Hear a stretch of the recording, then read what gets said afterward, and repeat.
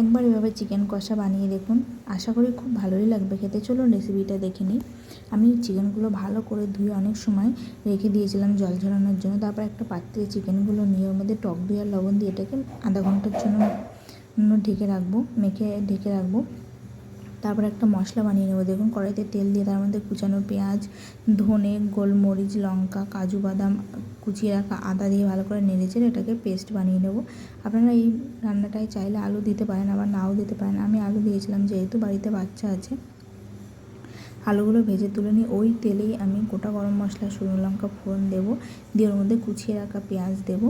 পেঁয়াজগুলো বেশি ব্রাউন করবো না, হালকা ব্রাউন আসলে ওর মধ্যে চিকেনগুলো আস্তে আস্তে উপর থেকে একটা একটা করে তুলে নিয়ে দেবো, দিয়ে ভালো করে এটা কষিয়ে নেব।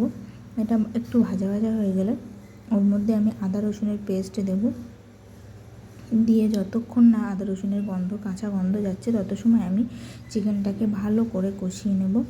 নেওয়ার পরে ওই যে মশলাটা, ভাজা মশলাটা আমি পেস্ট করে রেখেছিলাম, ওটা দিয়ে ভালো করে এটা আমি মাংসটা আমি কষিয়ে নেব। নিচে লেগে গেলে আপনারা চাইলে একটু জলও দিতে পারেন। আমি জল দিয়ে কষিয়ে নিয়েছিলাম।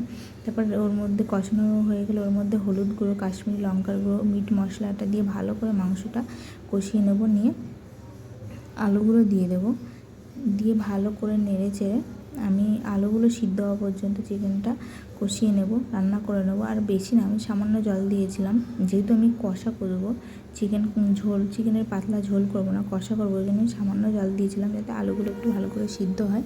আর ওর মধ্যে আমি কাসুরি মেথি আর গরম মশলা দিয়ে চিকেনটা নামিয়ে নেব।